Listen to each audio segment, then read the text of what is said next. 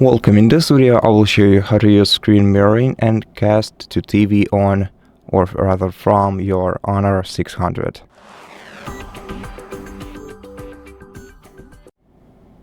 So first of all, we're gonna have to swipe down the quick settings menu, and after that let's check the tiles, and here we have to find the wireless projection tile. But if you don't see it here, you can tap Edit icon, scroll down to your tiles, tap Add Tile, find Wireless Projection, and then drag and drop this tile to the list.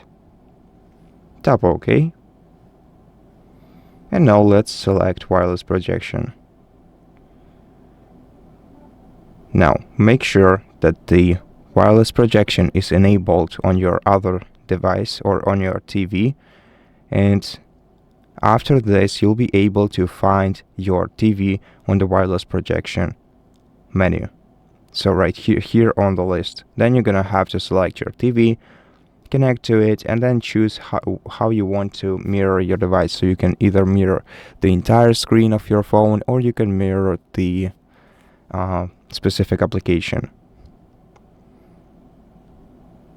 And to disable the screen mirroring, once you've finished, you can just go back to the quick settings and disable wireless projection in here by tapping this tile.